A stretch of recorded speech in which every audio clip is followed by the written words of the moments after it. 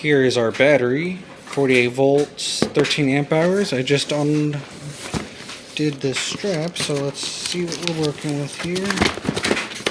That, like that, opens it up. Then we got the keys right there, it looks like.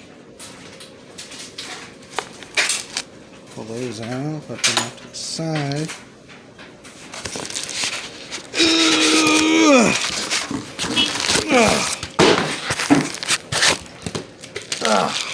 And that is the battery, and what dropped.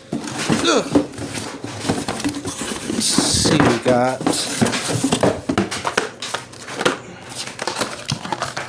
that's just your charger, some fuses probably for the charger, and your manual.